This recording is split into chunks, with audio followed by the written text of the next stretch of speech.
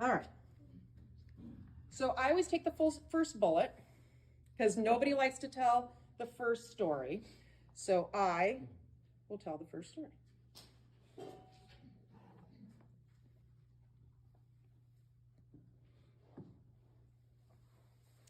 So in September of this year, I attended a love magic workshop with Elizabeth Gilbert. She's the author of Eat, Pray, Love. Essentially, the workshop is about looking at cultural and familial shame patterns that essentially cause us to start to self-abandon and really become unkind towards ourselves.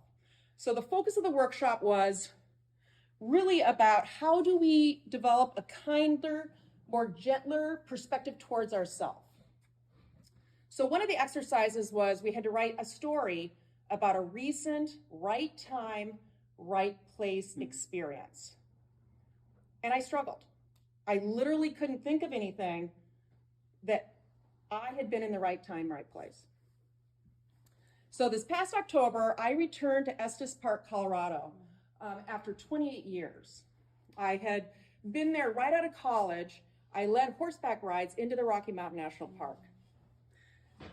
So the first day I'm there, I decide I'm going to hike a couple high peaks, and I'm in the shuttle going back to get in my car. And on the shuttle is a fellow hiker. Her name was Debbie Downey, not to be confused with Debbie Downer. And she was asking, where are you from? What are you doing? And I said, well, I was here 28 years ago, and I used to lead horseback rides at the YMCA. And she turns to me and she goes, you work with Steve and Evelyn Wilson? I said, yeah, those are my bosses. And she goes, they go to my church. You need to come to the Presbyterian church on Sunday, and you need to surprise them. And I thought for a second, and I was like, I'm sorry, Debbie, I can't. And inwardly, I'm thinking, I'm not going to subject my lesbian self to re-traumatization by going to church. But I also kind of felt bad because I really wanted to see Steve and Evelyn, and I hadn't really thought about them for 28 years. So now I'm going back to the ranch, and I'm going to take my first horseback ride. And now the owners are Alan and Julie Jackson. They were both wranglers when I worked there. And I show up, and Julie's there. And so we reminisce. I get to meet her kids. They're like 22 and 24, and they're both doing the same jobs that Alan and Julie had done. Back the same age. It was just so crazy to see that. So we get caught up, and Julie says, well, Alan, he does a lot of golfing these days. He may or may not come in. If he does come in, it's going to be later in the day, or if there's an incident during a ride, he'll come in. So I was like, okay. So I go out on this 3-hour ride, and there were a couple incidences. And actually, I was one of them.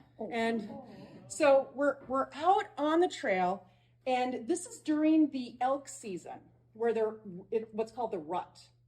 So they're at breeding. So you'll see these huge herds of females, and 1 or 2 male bull elks are fighting over the herd.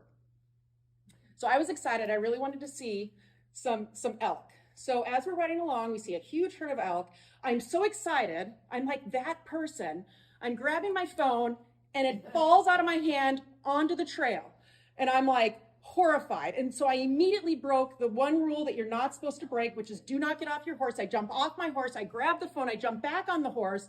And I just hear the wrangler, no, don't get off your horse. And and she came running. She's off her horse, running towards me. I said, I'm so sorry. It's kind of like if you're a really good swimmer and you like call for the lifeguard. I felt like I didn't need help, so I didn't call for her. Anyway, it got radioed in. Later in that ride, we're going up a steep ascent. A horse falls on its front knees, and as I turn around, the horse is on its front knees, and the woman just kind of rolls off. So now we've got a passenger, off her horse. Radios that in. So now there's 2 incidences, which is very rare for a ride. And I complete the ride. It's beautiful. And so as I get off the horse, who do I see coming towards me? Julie, followed by Alan. And he said, I got radioed in about the incidences. And when I heard it was you, I had to come. He goes, I don't even care about the fallen rider. Like, I just want to see you. I want to reconnect with you. And so we spent the next 5 hours reuniting. I also spent the next 5 hours reuniting with Coors Light. Coors Light, just pro tip, it's really good cold, at elevation, surrounded by horses outdoors. Just try it. I guarantee you'll love it. So throughout this experience, he learns I'm a lawyer. I'm giving him some legal advice. We're talking about bridges, some liability. I help him write an email. And at the end of it, he goes, we got to go for a ride together. I got to spend more time with you. And I'm like, great. I said, I'm writing on Saturday. I'm writing on Monday. And he goes, wait a second. Why don't you just come on Sunday? So the Wranglers from 1982 and 1983 are doing a 40th reunion. And that was the first year Alan had worked at the ranch. And I said, okay, I mean, I'm 1996, but whatever, I'll crash this party. So on Sunday, I crashed the 40th Wrangler reunion. And there's about 5 of them. And we spent 5 hours together, and they became like my best friends. I think when you do a job like we had done, they made $150 a month. They worked 6 days a week, 5:30 in the morning till 8:30. Wow. I thought I was winning. I was making $400 a month with the same schedule. The current Wranglers are making $4,500, and they have 2 days off, and they can't start until 6 a.m., and they're done by 5. Wow. So yeah, we learned that later. So we're out on the ride, and the woman in front of me, so everyone is kind of reminiscing. They all knew each other, so they're catching up, but they're asking me questions. Who are you? What are you doing here? And I said, well, I'm a lawyer, but I'm also a yoga teacher. And I said, I'm actually seeing one of my yoga teacher colleagues tonight in Fort Collins. We're both yoga medicine teachers. And Terry, the woman in front of me, turns around, she goes, Kim Bearden? And I go, yeah, Kim Bearden. She goes, oh my God, you know Kim? She goes, Kim and I are on the same book club, and we hang out. And I go to her retreats, I go to her yoga classes. So of course we take a selfie, we send it to Kim. It's just this crazy, once again, just crazy situation. But that's not even the magical part. The magic was at the end of the ride, we get off the horses, and who's there? Steve and Evelyn Wilson. They had finished their church service, and they'd come bearing these photo albums of all the years from 1980 up until like the late 90s, the whole time they ran the ranch. And Evelyn comes running over, gives me a big hug, and she goes, I had the weirdest call on Thursday. Debbie Downey called me and said, one of the Wranglers from 1996 was in town. Her name is Samara, and she may come to church. And Evelyn looked at me, and I said, Evelyn, I was never going to come to church. So there was one more thing that I wanted to do when I was in Estes. I wanted to hear the bugling of the elk. Now, if you've ever heard them bugle, it's this eerie sound, and it echoes throughout the whole Rocky Mountain Park. But I didn't hear it. I saw a lot of elk, but I did not hear the bugling. So now I'm leaving. It's Monday morning, 7 o'clock in the morning, and I'm driving downtown, and a huge herd of elk is crossing the road in front of me.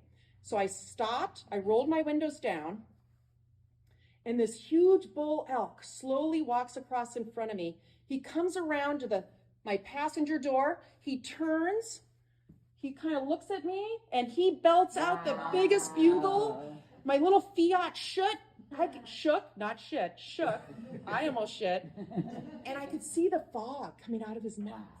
And then they were call and response all throughout the town. And it was just, I was like, okay, I can leave now. This is magical.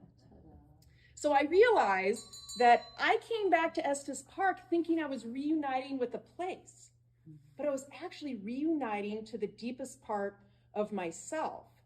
I realized there is no right time and right place for me. It's just when I am actually curious and open and non-judgmental that the magic comes to me.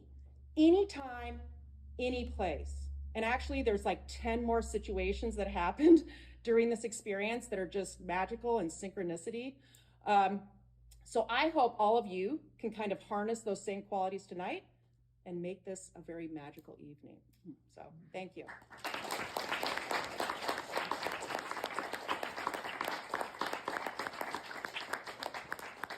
All right, who's going to be in the right time, right place now? And the oracles say, next storyteller is Ham Gillett. Oh, nope. Yeah. So what we're going to do is we're going to practice a little bit bringing up our storytellers. So some of our storytellers have never told stories before. So we really want to give every storyteller a warm welcome, but we really want to give the first timers a warm welcome. So let's practice. Let's just say, we're bringing Ham to the stage. Woo!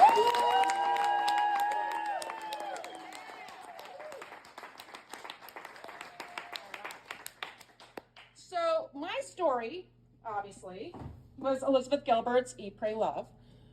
If you haven't read it, it's a beautiful memoir about kind of what I just talked about. Being open, being curious, being non-judgmental. You can go to Italy and eat, you can go to India and you can pray, or you can go to Bali and you can find love.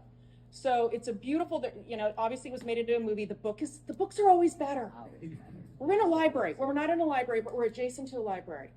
It's a library event. So we really want to focus on reading. So beautiful book, love it. She's amazing. She's very inspirational. And I actually do love myself a little bit more after that workshop. So if you're interested, it's called Love Magic. All right, I'm going to randomly pull out, while we let Ham collect himself. Let's just see what we got for a story here. All right, so actually I need to know what this is about. This story is about, tell us about how you ended up living in Vermont. It's kind of a short story. It is Eleanor. Where's Eleanor? Eleanor. So Eleanor said, my sister lived here. Is your sister here? She had to move. Oh, you're still here, and that's the most important. That's the irony of the story. I'm glad you filled that in. Well, welcome. I'm glad you're here. I'm glad you're in Vermont. Thank you for sharing. And now, without further ado, let's bring up Ham to the stage. Woo!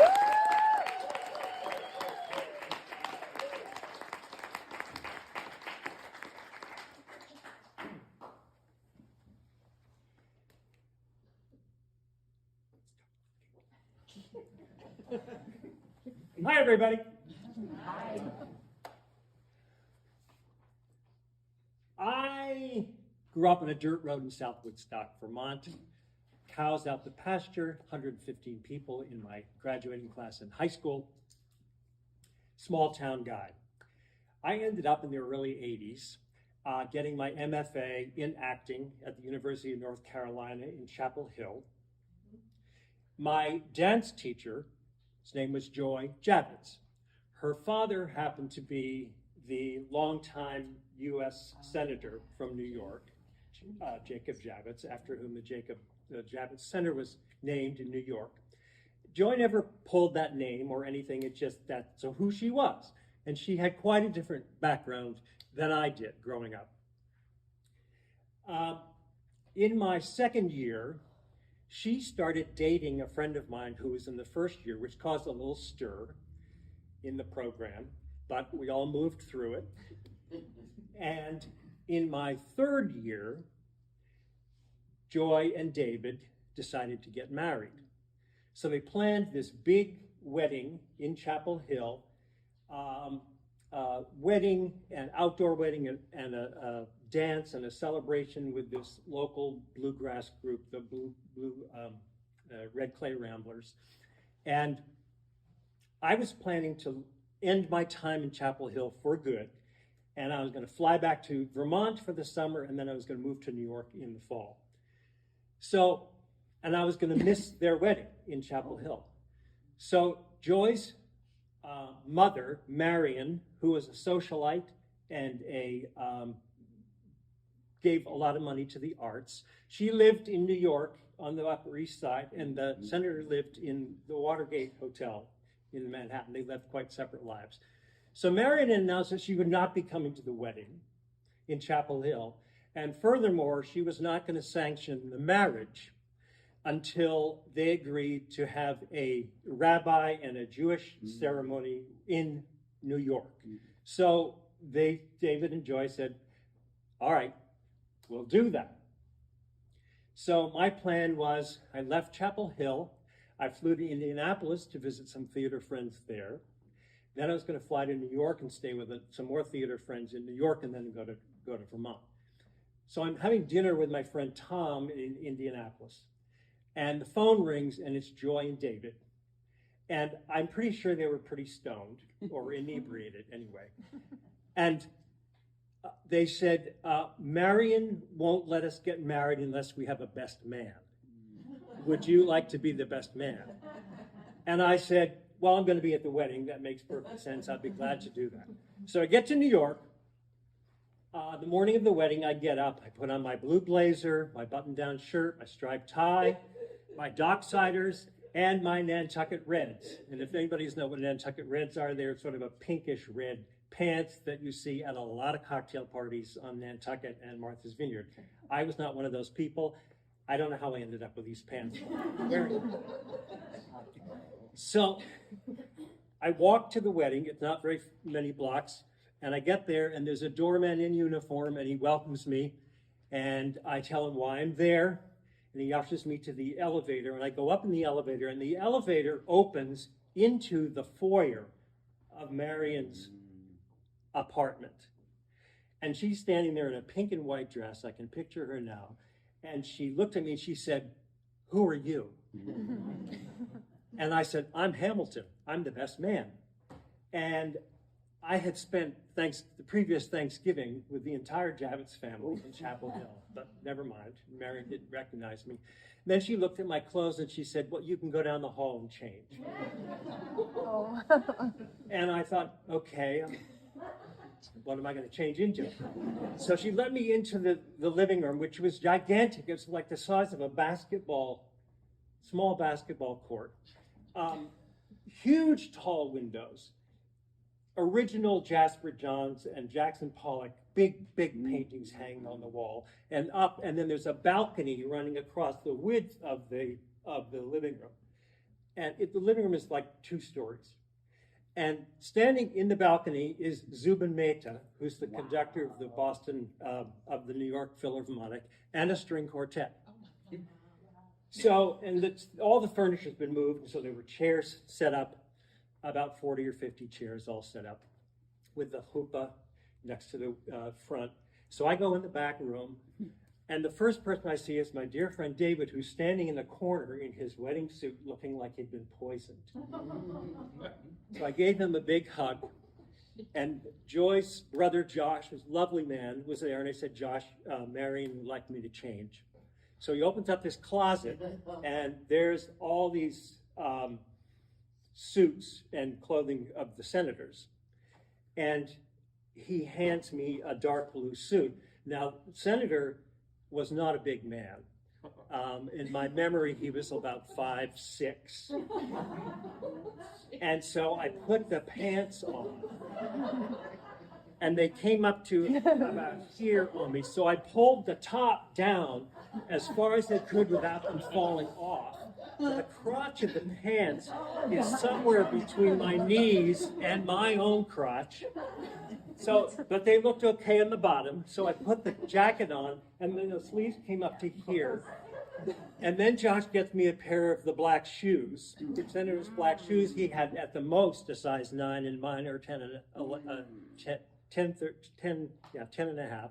They're 2 different sizes. Squeeze my feet in. So we're standing there waiting, and then we're called into the living room to practice walking in with the music. And I'm Carla, Joy's sister, is on my arm, and we start marching in, and the music's playing, and all of a sudden the music stops, and there's a banging on the railing, and Maestro Mehta saying, "You cannot march to the music!" So we started again. And we marched, and we got through it. And we returned back to this inner sanctum. I don't know whether it was the senator's bedroom or dressing room or what. So now we're waiting for the rabbi to show up. And you can hear all the guests arriving in the room, and we're waiting, and we're waiting, and we're waiting, and about 15 or 20 minutes after the ceremony was supposed to start, the rabbi comes blowing into the room, and he puts Joy's face in his hands, and he says, "I'm sorry I'm so late, but let's make this beautiful." We go into the living room. The music starts. We march in. The senator is there, late stages of ALS. He's on a breathing machine in his wheelchair. This lovely piece of white fabric is covering up his breathing apparatus. Of course, that blows off and falls on the floor. The goblet is crushed. The ceremony's over. And as soon as the ceremony is over, these caterers come out of the kitchen carrying big plates of Alaskan king crab. And I'm looking around, and there's Barbara Walters, and there's Hal Prince, who's a big Broadway producer, director. There's Jerzy Kosinski, who was a very hot writer at the time, and who knows who else. I couldn't take it all in. But I'm standing there and thinking, I do not belong here. My job is done. So I went into the back, and I changed into my Nantucket Reds, and I came back out, and the room was full of these people, all these New York society people, famous celebrities, blah, blah, blah. And my friend Atticus is like a deer in the headlights, and he's got somebody, standing next to him, congratulating him. And I tapped on his shoulder. I said, "Man, can I just talk to you for a minute?" And he said, he came over, and I said, "David, I have to go. I really have to get out of here." So he walks me to the door, and he looked at me and he said, "May I come with you?" I gave him a big hug, and I left, and I went down the elevator. I was so relieved to be out of there. I was such a fish out of water. And the sad thing was, David was too. Marion had made it very clear to him when he first started dating Joy that she did not approve of him. He was a working class guy like me, and that he was not fit to marry into the Javits family. They ended up finishing at Chapel Hill. They moved to New York. 3 years later, they were separated. David went to LA. Joy moved back to Chapel Hill. I'm rarely in touch with her. Lovely woman. David ended up in New Orleans as a clinical master social worker and hospice social worker. And he and I have remained as, he's probably my closest friend in the world.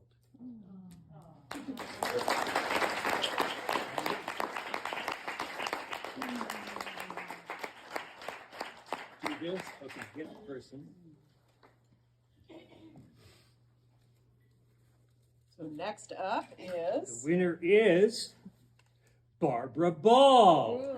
Barbara. So this will be Barbara's first time speaking, so we will give her a warm welcome when we call her up. Go ahead and grab your story. So when I got this message that I was supposed to tell my favorite book, some of my closest friends know this. I don't read very much. I was on the library board for years, and I said, "Are you sure you want me?" And yes, and so when I do read, I read in spate of I'll read 6 books, and then I won't read another book for a year and a half. And when I was thinking, oh God, who are my favorite authors? I love Ivan Doig, who writes about Montana, if anybody's heard of him. And I love Wendell Berry. So this name popped up, Jaber Crow. I said, yep, I've read that book. What do I want to say about this book? The fact that I remembered it after all these years was a big plus. But it speaks to me because I love Wendell Berry. I love what he stands for. I love all his writing. He's a bit like Ivan Doig, that he writes wonderful descriptions of people and places, the natural world, and how they fit in and how they connect. And it reminded me a lot of my childhood, and how the reason that I moved back here to Vermont is because I wanted to be close to this. And I was done with the city and the noise and the pollution and the crazy people. And so this just brings me back, and I would highly recommend it. I'm reading some of his short stories that Marv loaned me, and just remembering why I love him so much.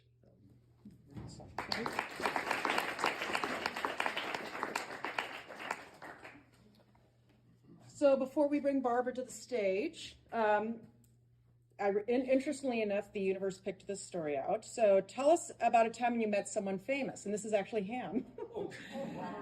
Pete Seeger used to sing at a local school, and we sat at his feet as he played. So this one's anonymous. Tell us about a time you took your parents' advice. As teenagers, we had a curfew, and sometimes we were passed. To know we were in trouble, our father was a policeman. That didn't help us at all. Great story. So without further ado, I would like to bring Barbara Ball to the stage. This is her first time telling a live story, so let's give her a warm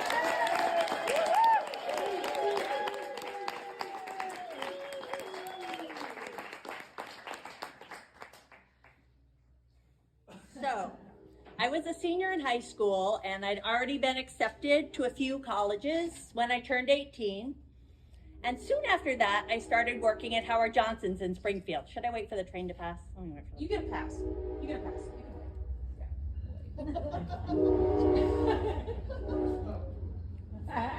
Yeah, go ahead. Okay. So right after I turned 18, I got a job at Howard Johnson's restaurant in Springfield as a server, and I found out I loved it. What? I loved waiting tables and working at Howard Johnson's way more than I loved anything school related. So soon after that, I went to my father, who happened to be a high school guidance counselor, and I'm like, sorry, I'm not going to go to college. I love working at Howard Johnson's. I love waiting tables. And the conversation did not go very well, but he finally said, okay, fine, as long as you delay admission for a year. You know, I did that, but I'm like, I'm not going back in a year. I'm not going to college. I don't want to.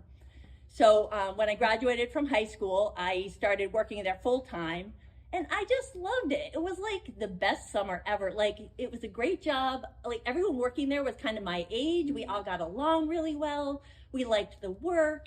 It was fun, it was fast moving, and we all went out after work every single night and had a great time. And I loved it so much that even on my days off, I would like go in and hang out at the counter and then wait for my coworkers to get off. But then like September came, and you know, things get switched up a little bit. You know, some people go off to college, some people go back to college. You know, some people just leave for other jobs. So I'm like, you know, maybe it's time I could shake something up a little bit. And I'd been writing to this guy who'd been a chef there, and he'd like gone to art school in Denver. And he's like, well, why don't you come to Denver? It's a cool city, and you know, why not? And I'm like, all right, why don't I go to Denver? And by the way, my brother, who's a realtor and used to teach newbie realtors for a long time, he would use me as an example. Like, this is the person that you might not want to be looking to buy a house.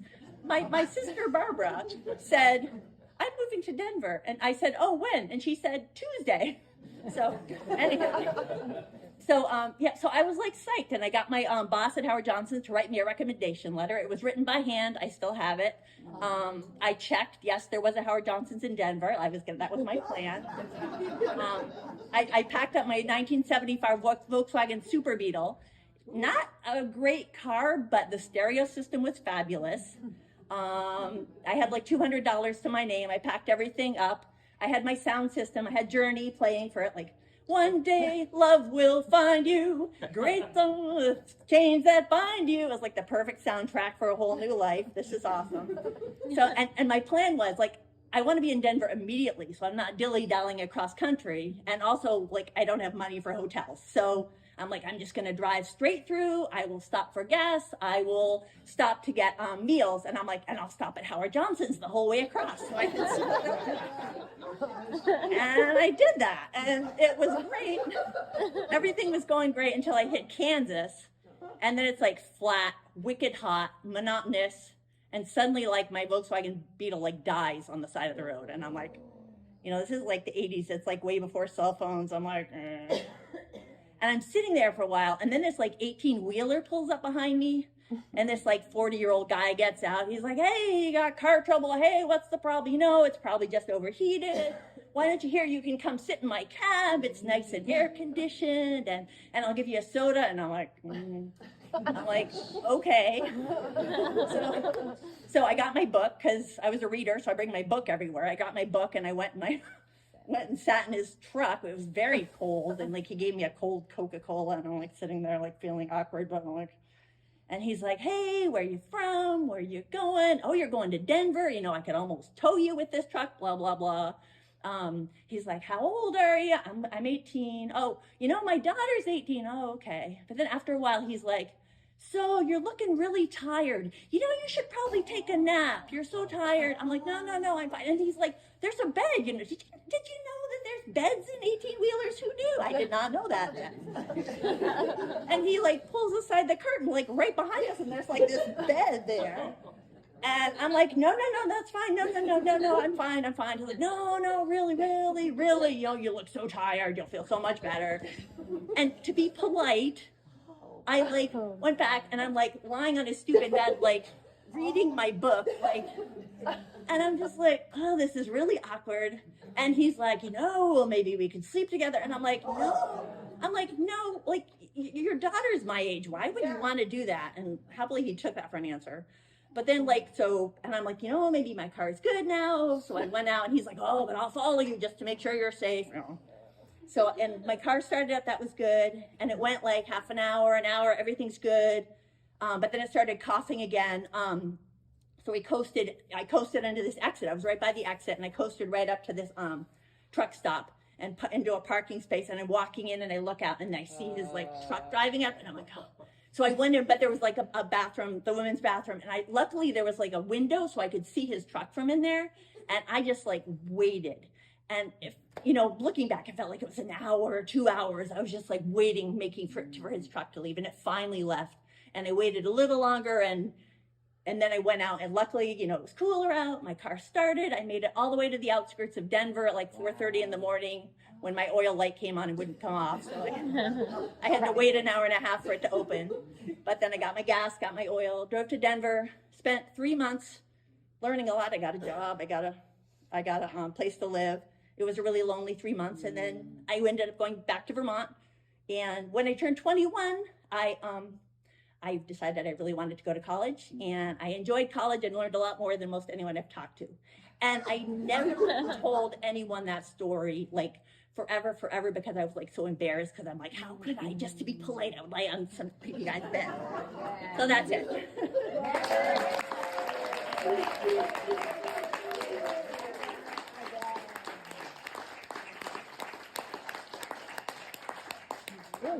Natalie Frost is next. Natalie Frost on deck. Thank you.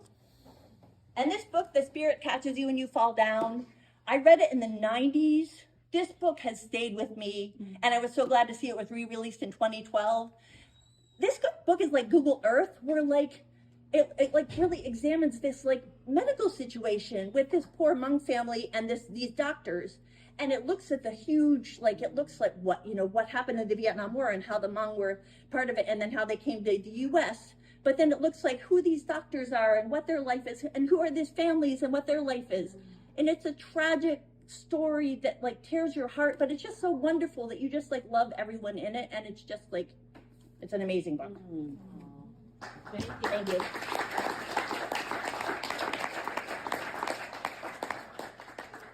Thank you. All right, so before Natalie comes to the stage, I think, okay, all right, she's got some time. So this actually answers 2 questions. Tell us about a time you put yourself out there, and tell us about a time when you were terrified to do something but did it anyways. So this is Bess. Bess, is that you? All right, so she went on a nationwide speaking tour to work towards ending the death penalty.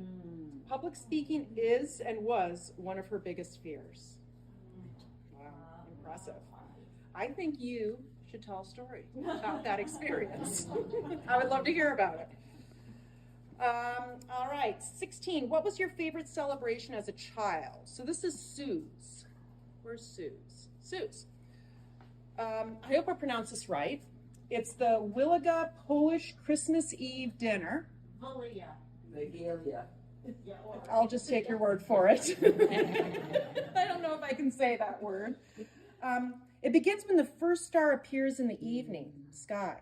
We gather at the dining table, follow readings, sing Silent Night, break hosts. Okay, what is it? Okay. Okay, yeah, easy for you to see. Each other. What is it? You breaking something on each other? Breaking bread. Okay. Are you breaking it on a person? You're sharing. Okay. So you're taking a piece of others. Okay, so you're sharing. We have made a cross with honey and enjoy a dinner and a number of dishes representing sweet and sour in life. We forgive each other to begin the new year. Great. I love that. Great tradition. I love that. All right, so Natalie has not told a story before. So let's give Natalie a warm welcome.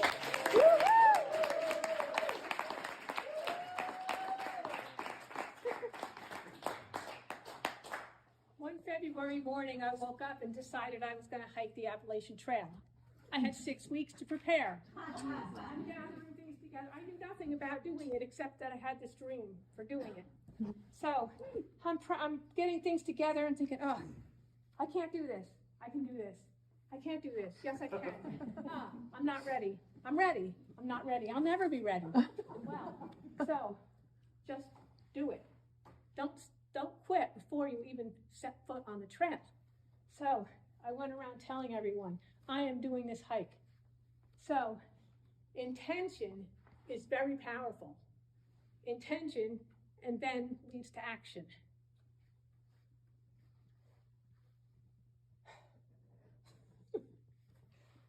Okay, I'm out there. I imagined that when I was out there with all this time to think and contemplate, I would solve all the world's problems. And if not that, at least I'd solve my problems. Well, okay, it didn't quite go that way, but I did end up with a deeper understanding of life lessons. Well, one day out there, got my pack on my back and my poles in my hands, and I come to this river, this creek, this stream, very swift, strong current, deep water. I have to cross it. How am I going to do this? Well, I hesitate, I stop, I think, it looks like I see rocks that I could cross on. So I step out with one foot onto a rock, but the foot behind me is firmly rooted in the ground. The dilemma is, if I want to go forward, I have to let go of what is behind me. Let go of what's behind me. But then I have to pay total attention and focus where I'm putting it ahead of me. So let go of what's behind me. Pay attention to what's right there. And in one more step, that one is also behind me. Finally, I reach the other side and clamber up to dry ground. Success, accomplishment. So, you're out there walking day after day after day, and people say, well, how do you keep yourself going? Well, walking along and say, well, okay, I can go for an hour. I go an hour. I stop. I made it an hour. Success, accomplishment. Okay, okay, I'll stop at the top of the hill. I get to the top of the hill. Success, I did it again. I go to bed at night. I toss and turn. I sleep, wake up in the morning. I survived the night. All day, this happens. Because when I started out in the beginning, it was like, okay, first day Oh, great, I can start here. I have 2,180 miles to go. At the end of the day, it's like, well, I went 10 miles, so I have 2,170 miles to go. It's like, talk about like discouraging. So remember my intention. Remember my successes. So all day long, sometimes it was like, okay, take 10 steps, stop, breathe, success. 10 more. You like out in Colorado, you know what it's like at elevation. Obviously that was not the AT, different trails. So 10 steps, stop, breathe, look around, success. I did it many times a day. And that actually was one of the most amazing things, because on trail life, I do that a lot. But in town life, you don't think of all these things. You do, I do make all these accomplishments every day, but they're sort of discounted when you're home. Out on the trail, things are a little bit simpler. Challenging, but simpler. You're hot, you're cold, you're tired, thirsty. It's thundering, it's lightning, it's foggy, it's hot, it's dark, the sun is shining, all kinds of things. So you start grumbling about Mother Nature. And you say, well, don't fight with Mother Nature. Mother Nature always wins. So just accept and be flexible. Enjoy the rain, enjoy the wind. You might be wet, but you'll dry eventually. And if you befriend Mother Nature, for me, it made it an easier, more relaxing, and helped me feel more immersed in nature.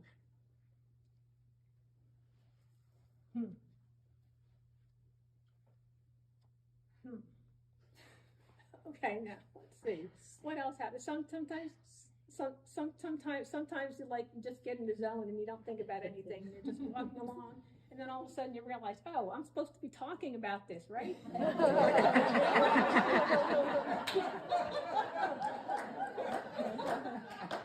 That's great.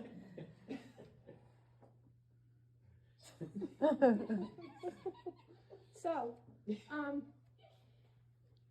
many minutes do I have left? Minute A minute? and 8 seconds. Oh, okay. More. Okay. Natalie. So, no, I know. That's not coming into it tonight. Mount Katahdin. So there's a lot of things that happen. There's all these fearful moments, and basically through hikers, their mentality is, oh, well, maybe they don't even consider turning back. You have to keep going on. So you find a way around, over, through, or somehow, and you get it done. And I look back and I say, I actually did that? Yeah. Mm-hmm. So one of the other things is, it's like, fall, you might fall. Well, maybe, no, it's not maybe you'll fall. You will fall. Fall is pretty close to fail. You will fall. You will fail. Fall down, laying there on the hard dirt. What do? Pick myself up. Dust myself off. And keep on walking.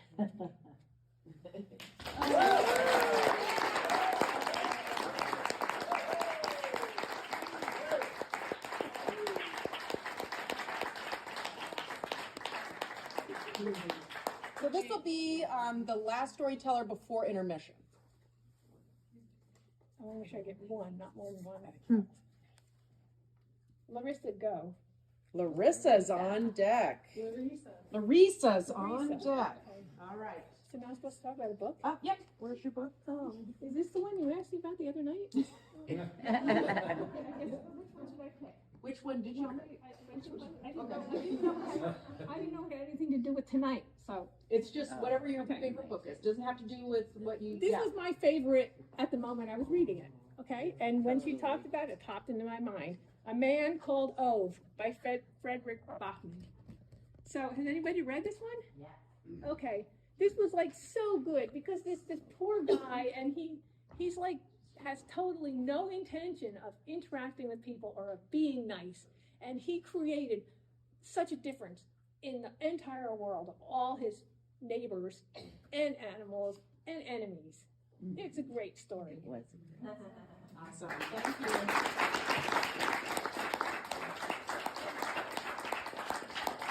And this is in the library. Excellent. All right, so we got a couple little story prompts here before Larissa goes. What do you enjoy doing in your free time that you don't consider yourself an expert at? Running with my dog in the woods. Oh. I don't know if anyone is an expert at that, honestly. Next is, there's actually two here.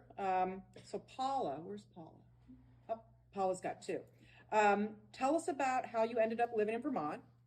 It's a short story called New Husband. Then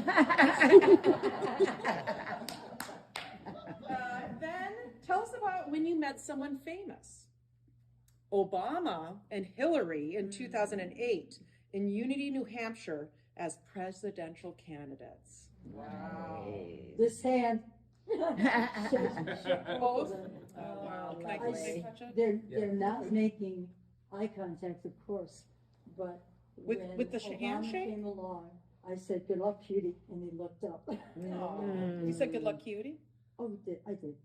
I just want to make sure I heard cutie. He had just won the candidacy, but Hillary was there in a lovely light blue pantsuit. Of course. Wonderful. It's great. Well, I hope that's a good omen for this year. No kidding. All right, so, actually, let me see, Larissa, this is her first time telling a story. So let's give her a warm welcome.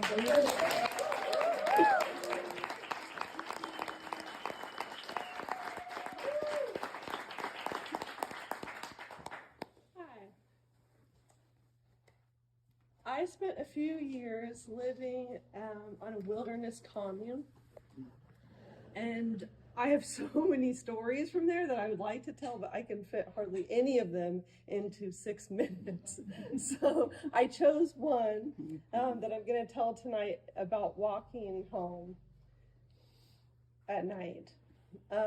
So this commune where I lived was called Black Bear Ranch, and it was in very, very steep mountains, just straight up, straight down, and swift creeks running through the peaks.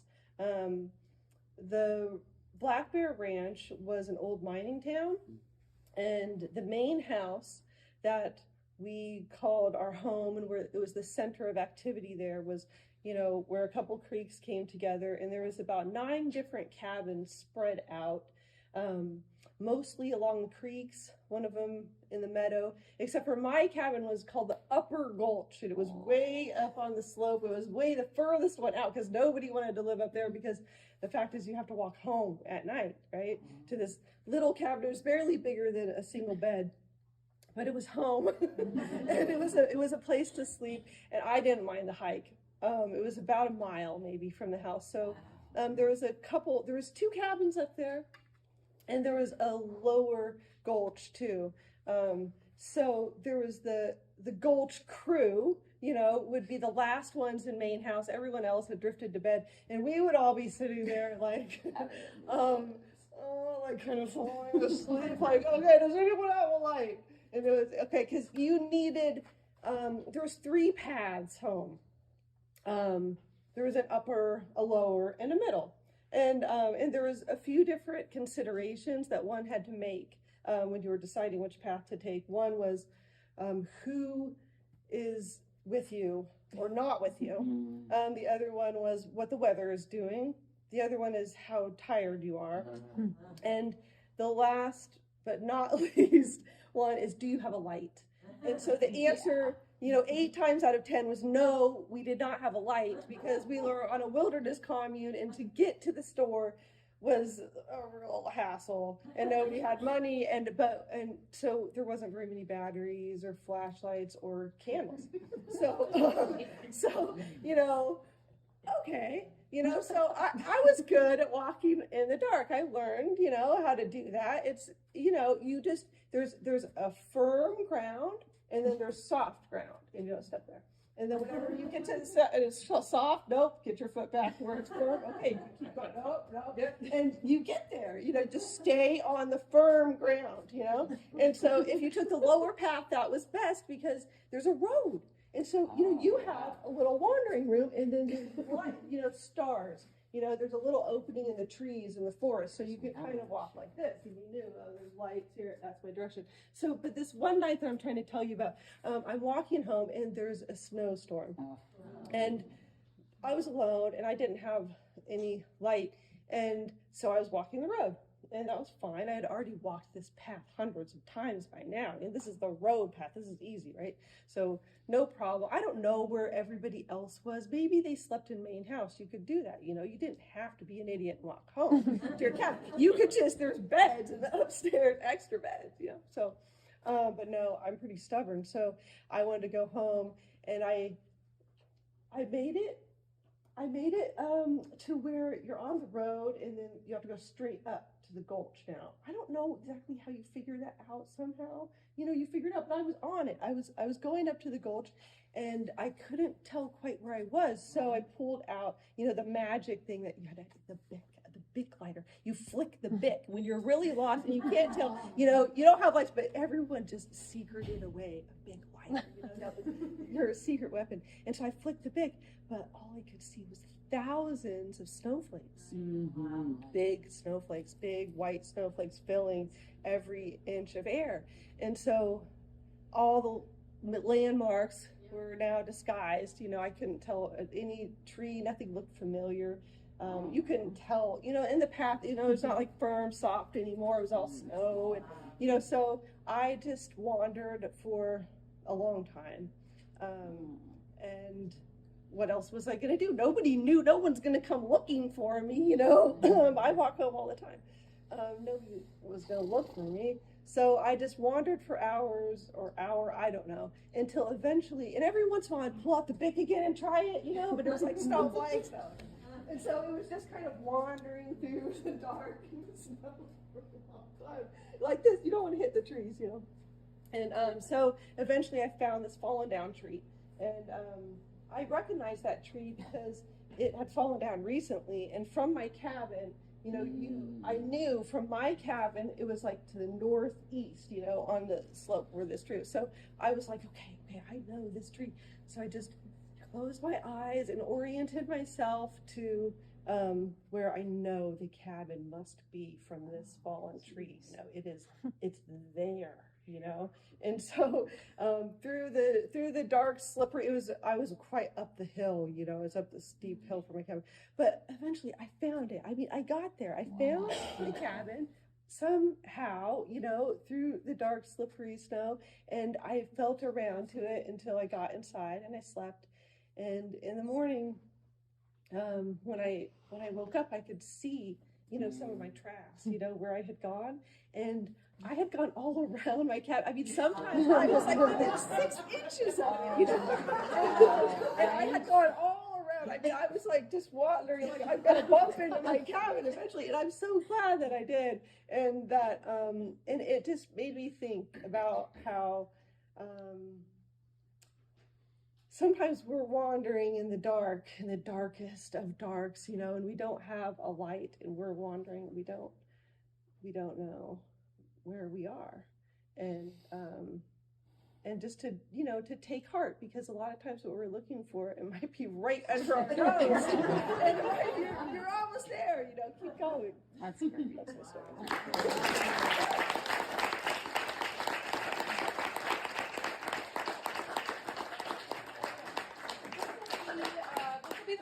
Go after intermission, so you're going to have the longest intermission of all of us for your heart to exactly. And the universe says? The universe says Marv. Classic. Marv. So Marv's on deck. I chose this, one of my favorite books. I chose this book called Nature and the Human Soul by Bill Plotkin. And it's not a fiction book. It's nonfiction, and I love it because it is about it's like about how to become an elder starting at birth, and it's about how there's an egocentric path and an ecocentric path in life. And so it charts out the difference between the two, and it charts out how being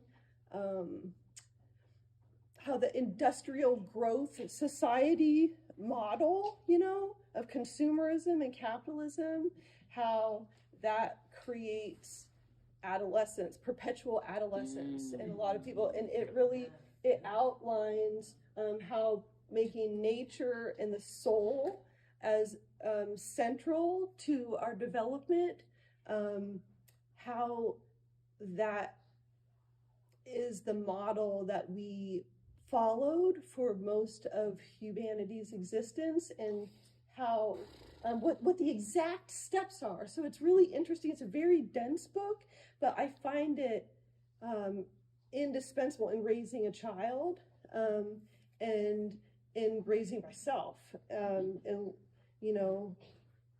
and it's beautiful. It's filled with beautiful quotations and magical moments and inspiration. So that's what Nice.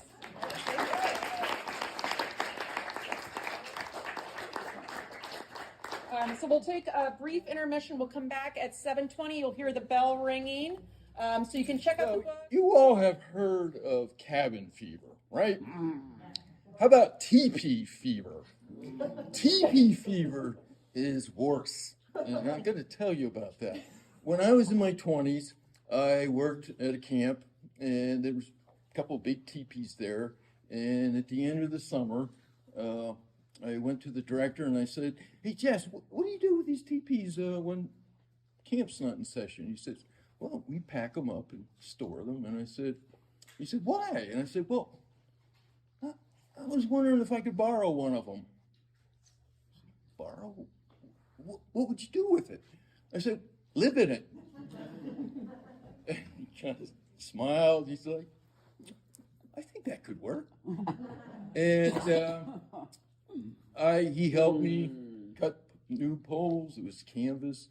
And I talked a wonderful Dutch Reformed couple, a farming couple, about 3 miles from my college I was going to for the first time. They said I could set up my teepee in their woods. So it was really a low budget way to go to college. I would hike in and study, use the library, use the showers, the bathrooms. It was amazing. And then I would hike back to my teepee and just have some alone time and camping in the fall. A new winter was coming. So the teepee was about 15 feet in diameter, not a huge teepee. And as you probably know, the shape is like an upside down ice cream cone. And there's an opening at the top for the smoke to go out. And the opening in the front, there's just one door.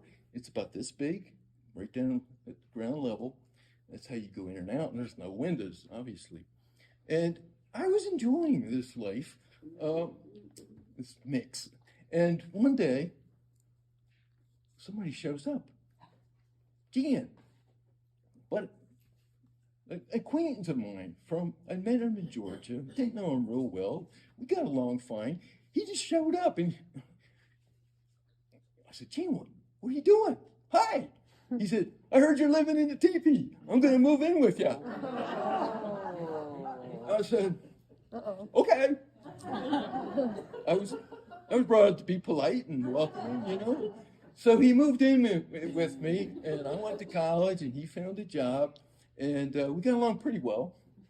But it's small, right? It's a small place. And the thing that was not on the brochure of the college was that Allendale, Michigan, is in what they call the lake effect, which means, and nobody told me about this, I found out, it's right very close to Lake Michigan. So all the prevailing winds come across, pick up all the moisture from Lake Michigan, and as soon as it goes over land, including Allendale, Michigan, it snows and snows and snows and snows.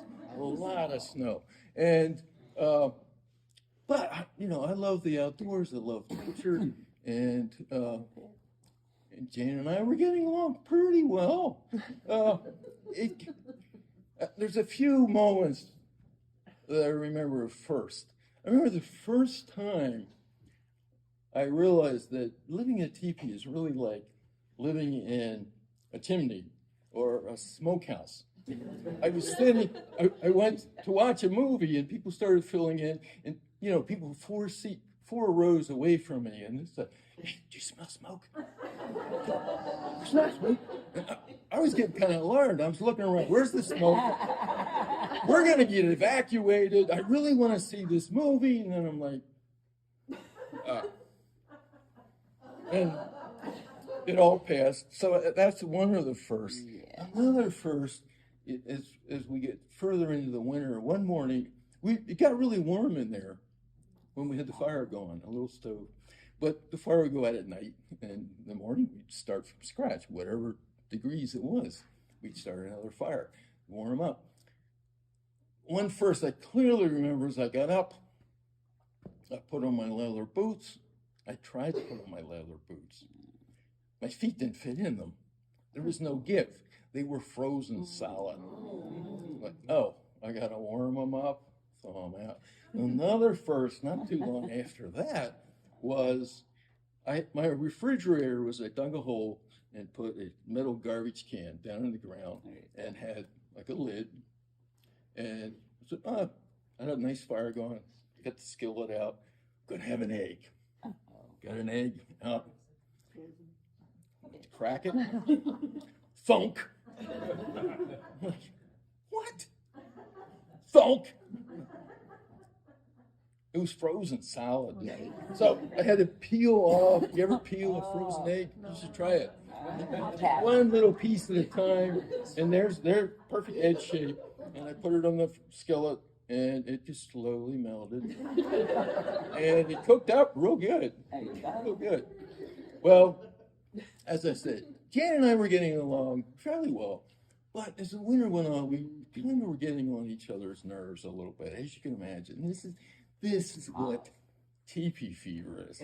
We're in this little space, and Jan, I thought Jan had a way of always knowing the right way to do things, and he might have thought that about me. I don't know, and we both were very proud of our fire building skills, and we had a lot of practice. It was usually 2 a day. One morning, it was getting towards spring. It was getting warmer. And you think, great, right? No. When it gets warmer, it gets damp. The air's damp. And all the firewood and all the kindling is damp. And it's dripping. The ice is melting. And we're really damp and cold. And we gotta have a fire. And one of us starts building a fire. I don't remember which one. The other one thinks they're really not doing it right. And here, let me help you. And it starts smoking. There's a lot more smoke in fire. And it's smoking. And we're arguing. And no. He thinks I'm ruining his efforts. And I know he's ruining my efforts. And we're getting arguing and we're getting frustrated. And the smoke is filling the teepee faster than it can go out. Hold the top. And it's coming down. And we're crouched and arguing and coughing. And all of a sudden, I said, I got to get out of here. And I just bolted for that little circle to get this fresh air. Guess what he did at the exact same moment? Oh. He also bolted. And we got stuck in that little circle. And we were like 2 pigs trying to go through a chute that's big enough for 1 pig. And we were stuck. We were squealing and kicking and cursing. And finally, at the same time, once again, pop. We just launched face first, boom, in the wet snow. And I'm laying there, and I got this movie in my head of what just happened is that I was watching it, and I started laughing.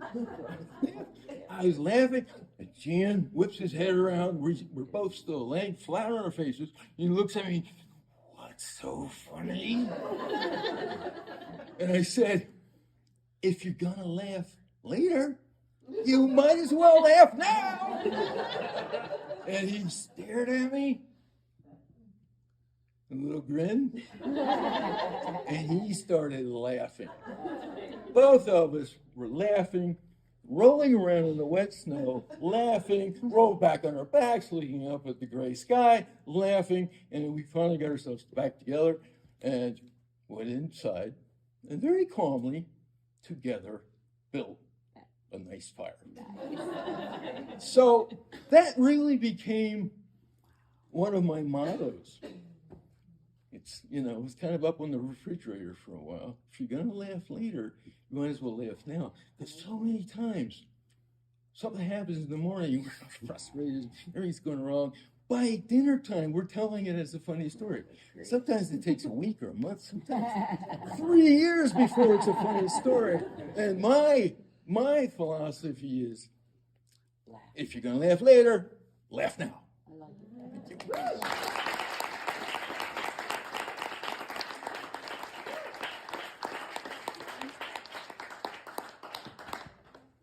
Number 7. Verse Lucky number 7. 7. John Tansey. John is on deck. Thank you. When I got the request to pick my favorite book, I was like, what? A favorite book? I couldn't do it. So I picked one of my favorite books. And that is by Salman Rushdie. And it's called The Haroun in the Sea of Stories. Highly recommended. This was Rushdie's first novel he wrote after he wrote the Satanic Verses and went into hiding, and he wrote it for his son. And it's not at all political.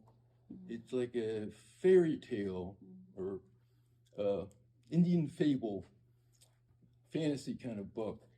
And it's really stirring, and it's hilarious, often. And it's about this great conflict, and there's a problem in the Sea of Stories. The main character's father is a storyteller, and his subscription to the Sea of Story water, there's a problem. There's a big war between the story people and the people who think stories are all lies and made up. Anyway, it's really moving. I highly recommend the book. Also highly recommend getting audio. The first edition was Rushdie himself reading it. He did an incredible job of all these different Indian accents. If you travel around India, there's so many different accents. I can't find that version anymore.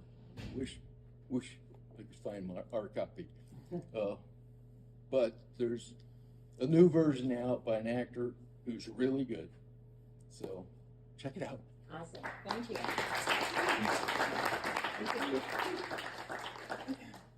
All right. So before we bring John up, I do have one little story here. So tell us about when you met someone famous. Kevin. I was at a film opening, and my partner was in the bathroom when a limo pulled up and Kevin Spacey got out. As he walked by me, I grabbed his sleeve and said, "Can you wait so my partner can meet you?" He said, "Please let go of me now." Sounds like something Kevin Spacey would say. Yeah, totally. All right, so John has never told a story before. He's a first timer. So let's give a warm welcome to John Tansey.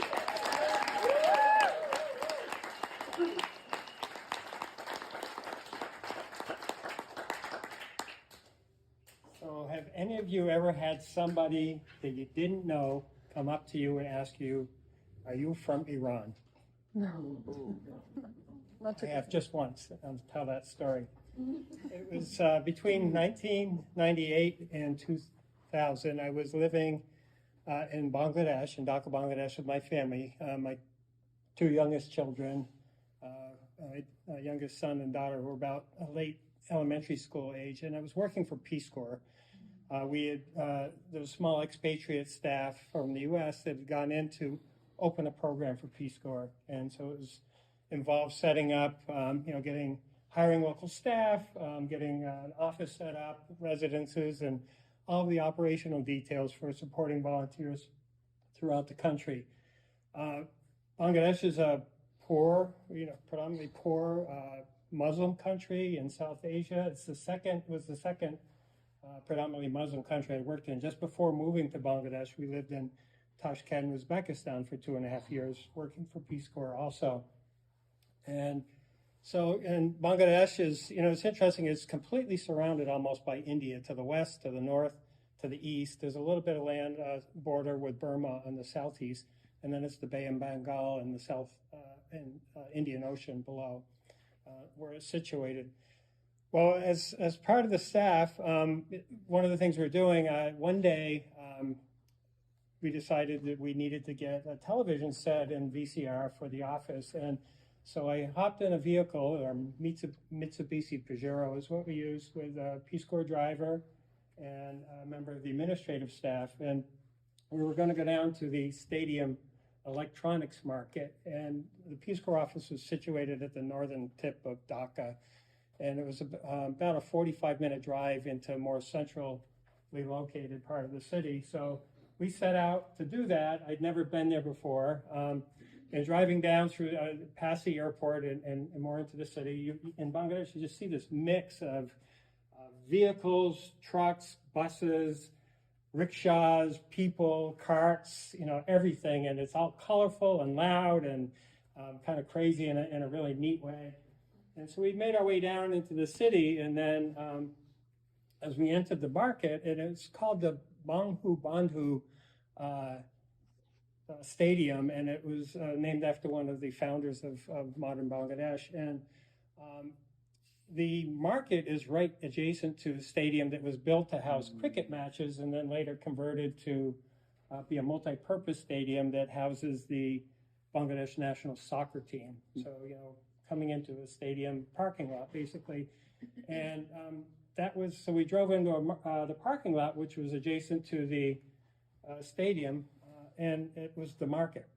It was a mix of outbuildings, shacks, people, vehicles, rickshaws. It was just really kind of a mix of things. And we pulled in there, and what had been, I think, originally designed to be a kind of organized parking space like you see at the stadium here, it was just, wasn't the case. And there were no more lines. There were kind of traffic barriers here and there.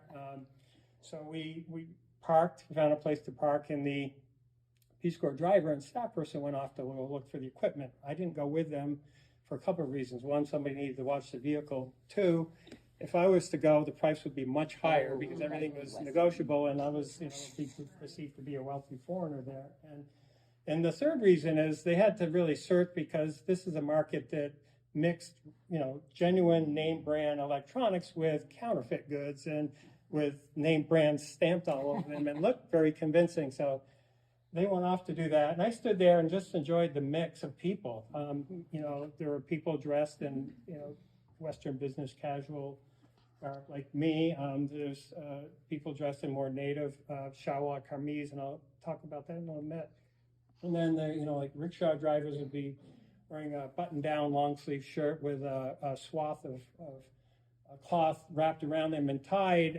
It's called a lungi, but tied like you would see people tie a beach towel, maybe at the beach in front, and then wear flip-flops. And so I was taking all of that in. And then I noticed that a rickshaw driver had gotten blocked in by some vehicles and was struggling to pull his rickshaw free over a traffic barrier. And the rickshaw drivers are also called rickshaw pullers. But in this instance, he was actually trying to pull, not pedal it out. And the rickshaws, three-wheel rickshaws, are very heavy. They're made of cast iron. And they're, 3 wheels, very nicely decorated. Everyone's individualized. And this rickshaw driver or puller was probably in his late teens, of slight build, and really struggling. So I was just standing there, and I said, well, this guy needs help. So I walked over 15 yards. I got behind. He was pulling in the front. I give him a push, and he was able to get free. And then he kind of looked over and nodded at me. And It had to be on his way. They have to rent those rickshaws every day and drive to pay off the fee, and then hopefully earn enough extra money to bring home some food and pay bills. So it's really hard work in a very hard climate. So I went back and then stood in a shady spot next to the Peace Corps vehicle, and then the next thing I knew, there was a middle-aged Bangladeshi man approaching me. He was wearing a embroidered white skull cap, tunic, a white tunic, which just makes up this shalwar kameez, and then trousers of cotton, also white cotton, that are held together with a drawstring. And he approached me and he said, "I said, oh, you did? You helped that rickshaw driver?"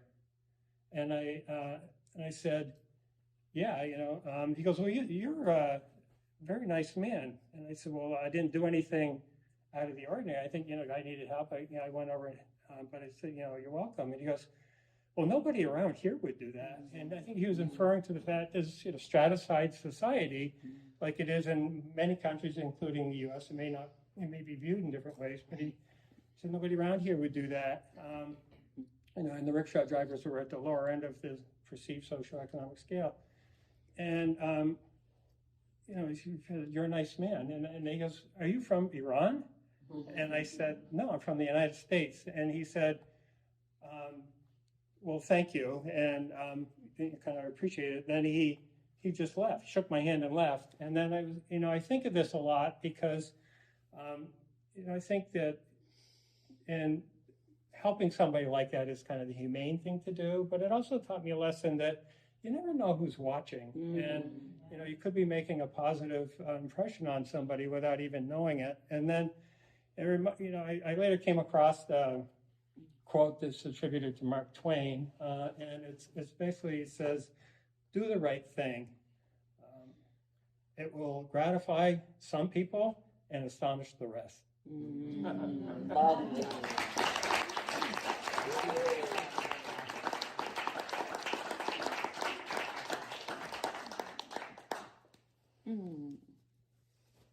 Chris, up next. Thank you.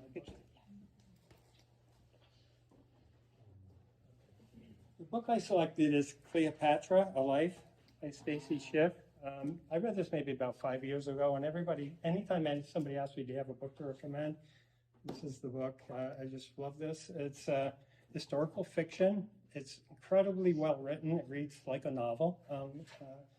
And it's, so not a lot there's not Cleopatra didn't leave any interviews or memoirs or anything like that. So the author did a great job just researching. There's a lot known about what ancient Alexandria was like, what ancient Rome and other places, and she builds the story around what is known, how people dress and practice and so forth, and then what was known about Cleopatra. So how it comes together, and it's just beautifully described. But on top of that, it's just this most amazing stories of love. It's kind of a Game of Thrones. It involves Cleopatra, Julius Caesar, Mark Antony, and just power struggles. And it's really incredible story that's linked to an important part of history that we all know something about. But I learned a lot more through this book. That's great.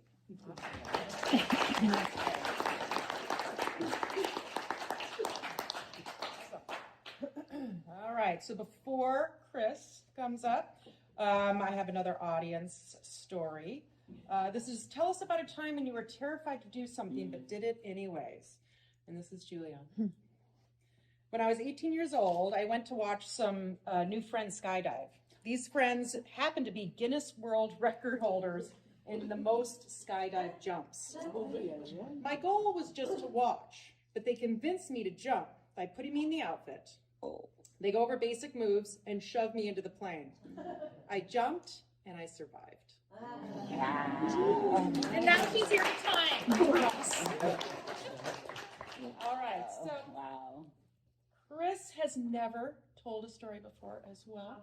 So let's give a warm welcome to Chris.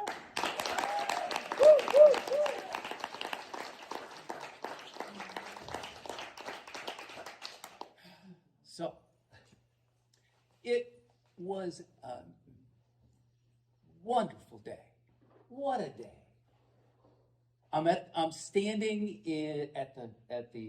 on the beach and looking out over Lake Willoughby. If you've ever been to Lake Willoughby, it's a beautiful view, mountains on the sides and everything. And I've been doing things for the day with my girlfriend and some friends of mine from Vermont, and we're now partway through the day, and we're just sort of looking at it and going, wow, this was just a perfect day so far. So first, let me give you a little background. I've been involved with my girlfriend, Lori, for about a year at this point.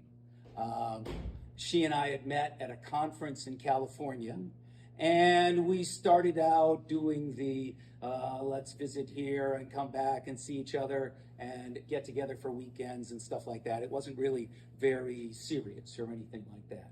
But then in April of that year, this is 1989, by the way, I moved to Washington, D.C.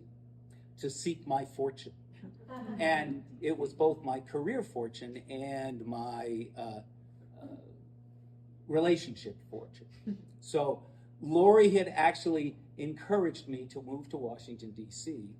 And but she had a rule. She said I had to promise that I was moving to Washington, D.C. for my career and not because of her. And she said we could still see each other when I was in Washington, but she wasn't ready to be exclusive. Well, I promised, and I lied because I knew that I wanted this to be the one, and I figured if I just did all the right things, then I wouldn't have to worry about whether she wanted to go out and see anybody else. She wouldn't want to do that. Well, that was April when I moved. This was August, and I had done pretty well. We were exclusive by this time, and I had my own apartment, and I had a career-type job, finally. So then friends of mine from Vermont had invited us to come up and for a weekend and go to see Bread and Puppet, the Resurrection Circus. And for those of you find out about Bread and Puppet, that's all I can say. It's too much to explain. But at that time, it was a 2-day pageant, circus, amazing thing with lots of huge puppets and lots of politics. It was great fun. So we had done the first day, and we were at Lake Willoughby because we were going to camp, and then the next day we were going to go back to Bread and Puppet. Well, I'm in the back of Lori's car in her trunk, moving things around, getting our gear out to go camping, and I guess I somewhere along the way set the keys down. And then I think I've got to get something out of the front seat. And just, I don't know why, a reflex action, I closed the trunk. And this is 1989, so there are no release handles up by the driver's seat, no button on the outside, no key fobs at that point, right? Just the key, that unlocks the door. So I'm just, oh my God, what have I done? Did I really do that? I really didn't want to admit that I had really done it. So now I'm checking my pockets. I'm looking around on the ground, hoping that I'm going to find this key. And I don't remember whether Lori was actually next to me when I closed the trunk, but she was very soon after that. And surprisingly enough, she was angry. Now, of course, I don't remember how angry she was, because I've done a very good job of blocking that part of the negative part of the story. And at that time, I was already trying to block the negative part of the story. I'm in my head going, well, maybe this is a dream. Maybe I can find the key and it'll all be but there was another part of me that was going, oh, crap. I have ruined this weekend. I have ruined my relationship. I have ruined the whole friggin' thing. And at that point, Lori remembers that she's got her valet key, which opens the car, starts the car, but doesn't open the trunk. And so, okay, so now we can go to a gas station or a car dealership and get into the trunk. Well, of course, this is Saturday. We're going into Sunday. No dealerships, no mechanics on Sunday, and we'll probably have to use a crowbar to get into the trunk, so we're not going to do that. But, so at that point, it's kind of like the other thing is, where are we going to sleep tonight? Because we have no camping gear. So my friends are still going to camp. We decide we're going to go find a place to sleep, and then we'll come back tomorrow, and then we'll all go back to Burlington and deal with it on Monday. So the next thing is dealing with where are we going to sleep? So of course this is Glover, Vermont, nowhere, two or three hotels, and they're full because Bread and Puppets here. There's some other event. It's a beautiful summer day. So at this point, just to give you the emotional background, I have no idea how Lori's feeling about any of this because I'm too afraid to ask her. I'm just terrified, and I'm convinced at this point that I have just ruined our relationship, and it's only a question of time as to when she ends it. Now, at this point I had been learning a lot about my relationship patterns and all that kind of stuff, and sabotaging and stuff like that, but I hadn't gotten the part about how you tell the other person that all this is true. So I wasn't telling anybody anything. And it was, to me, it was sort of like a Buster Keaton train wreck movie, and it was just going to smash together and it was going to be all over. So now we got to find a place to stay. And I'm looking around. Somebody suggests the Holiday Inn in Newport. We drive to Newport, 50 miles in the dark, no GPS, no cell phones, maps is what we got. And we get to the Holiday Inn, it's closed. I mean, it's full, and so is everything else in Newport. But luckily for us, a bed and breakfast in Montgomery had called them and said, we've got an extra room in case anybody comes.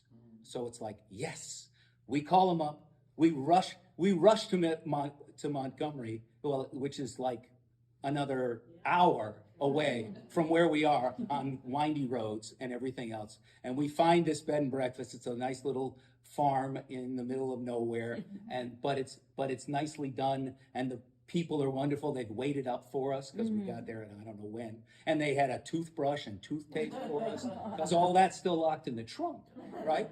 So they show us our room, and it is a little bit less than cozy, or like more than cozy. It's got 2 beds crammed into it, and a little dresser at the end. The door opens in and it bangs on the beds to get inside.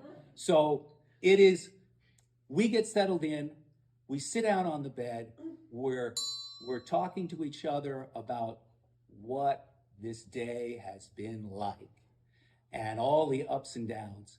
And Lori turns to me and says, if we can get through a day like this together, maybe we can start thinking about getting married. Wow. I turned to her, said yes, and kissed her, and then inside myself, my grin is ear to ear, and I'm wiping my hand across my forehead and going, what a great day.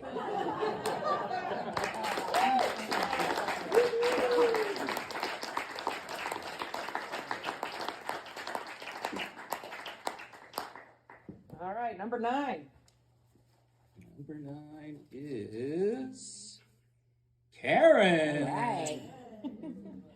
All right, so while Karen prepares herself, you want to talk a little bit about your book? Yes. She said it's here, but it's okay. Oh, okay. Well, wait a minute. I got my copy of it, and it's got a better cover. I wondered who had a book about This is in the library. Yes, of course it is. So, this is the Iowa Baseball Confederacy. It's by W.P. Kinsella. the same guy who wrote Shoeless Joe, which is Field of Dreams, was made out of. This could never be a movie, but it's got that same magical realism. The reason it could never be a movie is that in one section of it is there is a baseball game that goes on for weeks and weeks, and it's about to save the end of the world. Oh, so wow. it's just I mean, it's baseball, of course, which is wonderful, because at least that's the way I feel about it. But it's tremendous. This man had such a talent for writing about wonderful feelings and everything, and yeah, it's just the greatest.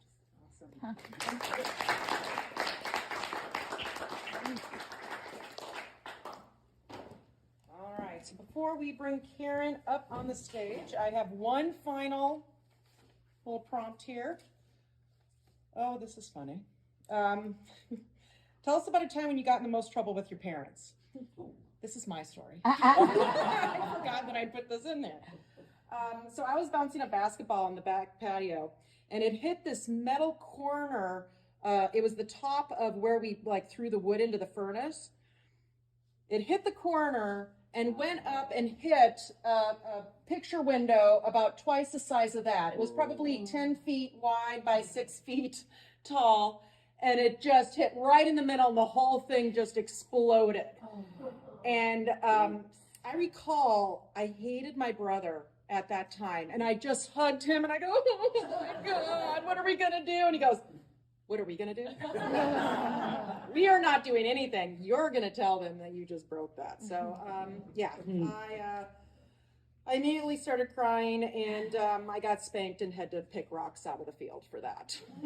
So, all right, so let's bring up our second to last storyteller. This is the first time she's telling a story publicly that is not a sermon. Let's all bring Karen up to the stage.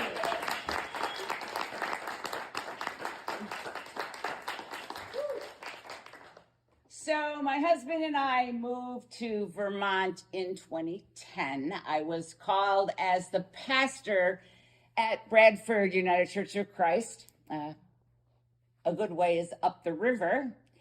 I had interviewed very carefully because I never again wanted to land in a church with a search committee who wouldn't hear clearly what my vision of where the church needed to go, so that they wouldn't 2 years down the road go, oh my God. So that happened, and we moved into the parsonage. And shortly after we moved here, we got 2 lovely rescue dogs. One, our little brown dog, I don't know what Jeter was really. And then Cassie, who was part Newf, part lab, big but beautiful. But Cassie was a runner. And so one of those January days when things have melted some, and when you walk outside in your boots, it doesn't matter, you're wet anyway, because it's just like that, Cassie decided to go for a run with Jeter. I don't know how they got out. I don't know to this day in what magical way they escaped, but they did. And when we discovered it, of course, I was out there tromping up and down the Connecticut River through the farm fields up there in Bradford, calling for Cassie and Jeet to please come back. And Gary was in the car going up the hill and around Bradford, and nothing. And you know how you feel when you can't find your dogs. So at some point we were back at the parsonage, and the phone rang, and it was our vet to say, the dogs are here at the vet. What an amazing, wonderful, good news story. And Karen said, we'll be right over. So we hopped in the car and went to the vet. And I don't know to this day why Gary went in first and I didn't, but he did. And in about 30 seconds came back and said, they won't let us take the dogs. I said, what do you mean they won't? They called us. They said the dogs are here. I don't get that. And he said, I don't know what the deal is, but you should go in and deal with it because I'm not doing great. So I went in, and it's these two techs. You know, it wasn't the vet. The two techs are there, and there's the dogs in one of those little exam rooms that has a half door, and they're panting, and they're so excited to see Mom. And I'm like, thank you so much for calling, and we're going to take the dogs. And they said, you can't take the dogs. I said, I don't understand that. What do you mean can't take the dogs? And they said, well, you can't take the dogs. And I said, I'm goddamn well going to take my dogs home right now. And if you have a problem with that, you can tell whoever you got to tell that I put a gun to your head, but I'm taking my dogs. So I proceeded to take the dogs, and we went home. And later that day, we got a nice little phone call from the state police up on Route 25, the state barracks up there, saying, seems like something was happening down at your vet's today. Can you come in and tell us about it? And I said, well, yes, I can come in and tell you about it. It was the most ridiculous thing I've ever seen. So we'll be right over. I hang up the phone, and Gary says, oh, you never go to a cop shop. You never go to the police. You make the police come to you. I said, well, we didn't do anything wrong, so we can just go up there. So we did. And we got arrested. And we got fingerprinted. And we got mugshot. And what they arrested us for was trespass and disturbing the peace. And some question about whether a threat was made to the techs. Long and short of the story is, the veterinary office was the dog pound. No sign on the wall, no indication that it was so. And that in order to get a pet out of the dog pound, you have to get signatures from the select board. Well, every single select board member was a member of Bradford Congregational United Church of Christ. I could have called any one of them to sign out, but I didn't know, and they couldn't tell me. And all I knew is they called me, they had our dogs, and they weren't giving them back. Long and short, we did do that diversion program. Let me assure you, it was really hard to confess in any way that I had done anything wrong, which is the basic for when you do diversion. The upshot, though, is that Karen apparently really embarrassed the kind folks at Bradford Congregational United Church of Christ. And so the council asked if I would, on a Sunday morning, make a public apology. Can you imagine? So once again, I made an apology. And shortly thereafter, I turned my back on 34 years of ordained ministry and went to work for WISE, the domestic violence program, and then worked for SASH, which is the program that works with seniors. And now I kind of drift in and out of churches of a Sunday morning. But man, those dogs were worth it.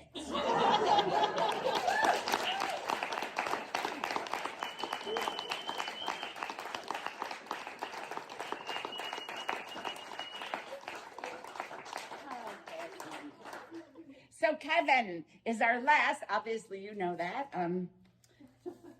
When we moved from Bradford to Windsor, I finally said, after going from Western New York to Alaska, to Indiana, to Cleveland, and finally to Bradford, enough carton books around.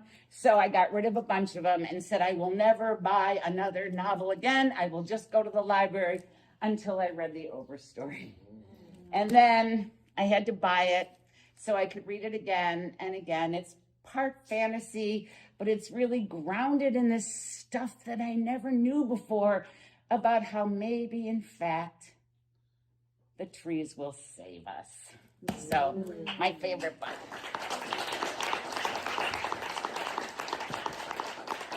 So Karen, if you were still at the Bradford Congregational Church of Christ, I would have gone there, honestly. And I would have been so glad. Because there were good folks who came there, but they didn't stay. Passing through. So Kevin, I apologize. I feel like I might have jinxed you to be last, because in the order of all the storytellers, I put you 10th. So I feel like maybe I manifested this. I'm not sure. But either way, Kevin is a great friend. He's an amazing storyteller. We've known each other for a long time. I'm so excited that he traveled how far? Where did you come from? Burlington. Oh, Traveled wow. all the way from Burlington. I traveled from Moncton, but who's counting? Slightly further. I got 35 on you. You're right. You did. But anyway, I would like to bring Kevin Gallagher up to the stage. Woo!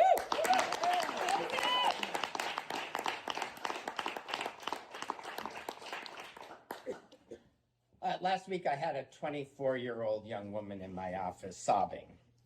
This is not uncommon. I'm a psychotherapist, so it's sometimes every hour. Sometimes it's just a couple of hours a week. I always tell my clients sort of like, use as much Kleenex as you want because it comes with your copay. But this young woman was crying because she felt so stupid. And so a little of the backstory, I've been seeing her for a while. She met this amazing guy and had started a relationship. Her relationship sort of went like this, like, oh my God, he's like so amazing. He's like our humor, like we are so in sync with each other, and he's nice and he's so smart and he's interesting, and his dog loves me and I love the dog. And we didn't even realize one day we went to an ice cream place and we both ordered the same cone. You know, plus he is so adorable. Like, who wouldn't want one? And I said, I know, I would take one. I would take two if you've got extras laying around. So as a psychotherapist, my primary job is to listen very intently. But I found myself in this session kind of drifting a little outside of the room and started thinking about my own being 24 and the kinds of stupid decisions I made about relationships. So I'm going to call him John, because that was his name. It seemed only appropriate to use it.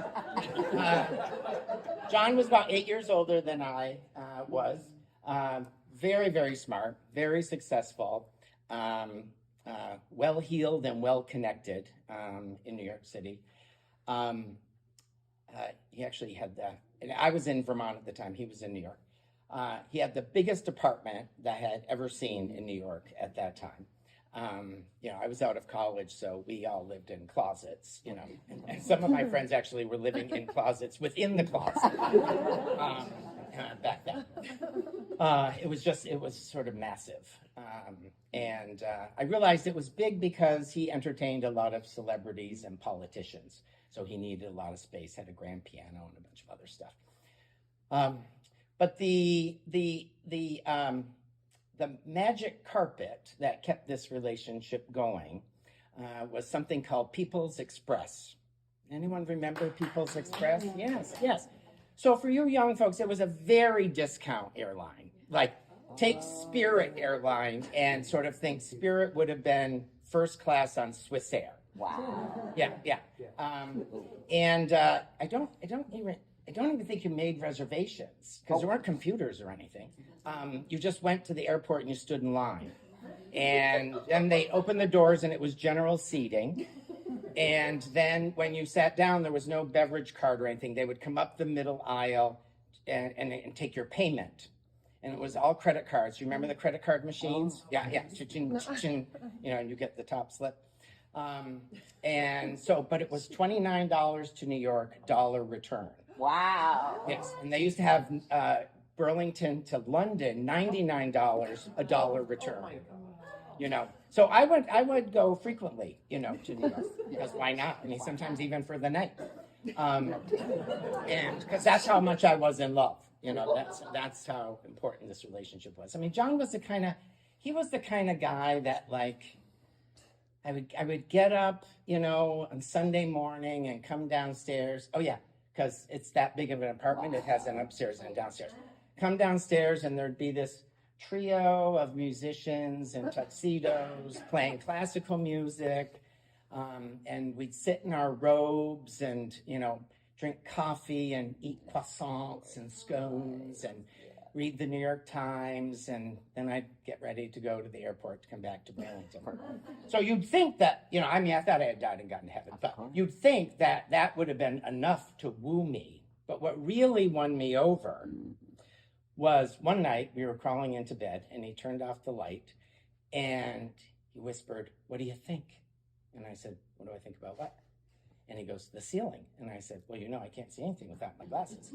So I'm like, oh, that's so funny. You know, I've always wondered what those glow-in-the-dark stars look like on ceilings. I said, "Oh, they're kind of fun." I'm too OCD to do that because I'd be like worried if I took the star off, that sticky thing is going to stay up there and it would just drive me nuts for the rest of my life. I said, "Oh, that's really, that's cool."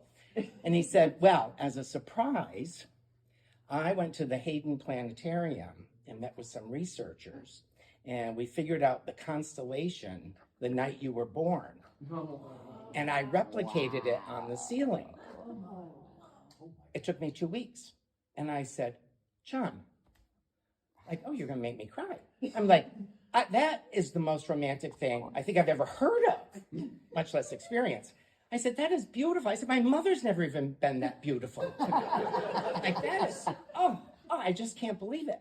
I said, "That's amazing." And he said, "Well, you know, I wanted to make it really special for you." Well, you could imagine that perhaps, well, no, maybe you wouldn't have imagined. Because I've really come to realize, especially as a therapist now, that there's a very thin line between romantic and psychotic. Yeah. So, as you might imagine, John got a little more possessive, kind of a little suffocating. He wrote 2 or 3 letters a week, typed on his Smith Corona with references. Sometimes over 10, 15 pages, single-spaced. You know, Kafka, Proust, Foucault. I'm like, are these people you went to high school? I don't even know what we're talking about. Read the references. I have the encyclopedia open and the dictionary open, trying to read the letter. And so after about like 8 or 9 months, I said, I can't, I'm too claustrophobic. I got to get out of this, but I'm not going to say he's a little smothering. I'm just going to say the distance thing has become a real problem. And so, I tell him, like, you're really, solidly in New York and I'm solidly in Vermont. I just don't think it's going to work. He was very understanding, sad, but understanding. Maybe too understanding. But later that day, he said, well, I've known this was going to happen because I know that you're an angel sent from God to bring joy and peace and happiness to my life. But I can't be so selfish as to think that I could have you forever because you must have other places to go to bring joy and peace and happiness. I mean, for all you guys know, I've been sent by God to bring joy and peace and happiness tonight. And then I'm God, So I'm thinking, that's not really it, but and I know I'm not an angel. I mean, that I'm really aware of. But I thought, let's just go with it. And I said, yeah, time's up. Gotta move on. Got my travel papers recently. I gotta kind of move on to make some people happy and joyful and peaceful. And so I thought, oh, good, it's sort of over. Well, about 2 weeks later, he reached out and he said, I've decided that if I can't have you, then I don't want anyone else to have you. And I feel like if you're dead, it won't really matter because you will just go to heaven, which is where you're from anyway. Yeah. Holy. It's like, I understand the logic. Now I regret the, let's go with that comment. So, so I couch surfed for a couple months at friends and stayed away from my apartment. And he eventually sort of disappeared. But as the session wrapped up with this young woman whose eyes were bloodshot, her face was all red, nose was all red, I said, I'm a lot older than you, and I've come to really appreciate that we all have a lot of experiences that make us feel really stupid. And I said, in terms of this relationship, I think you have to kind of chalk it up to, it just wasn't in the stars.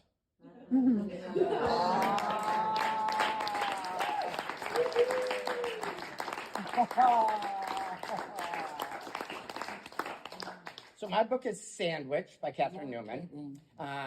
One of the things I like about being a therapist is you get good recommendations for podcasts, books, and Netflix series. So I had a couple of clients this summer say how much they like this. I'm a big fan of the Cape, have been going since I was a kid. Not every year, but try to go every year. So it's about a family that goes to Sandwich Mass. Middle-aged couple and their 20-something kids. Very, very funny. So that's why I sort of like to read books about the place I'm at when I'm at it, and tend to like fiction as opposed to, studying while I'm there. And so it was a really, really fun read. Some poignant moments in it, but overall it was just very clever and very funny. So if you're looking for what I call book candy, where it's just sort of like, just one after the other, chapter, and oops, I'm done. Yeah, that was a really nice book. So thank you.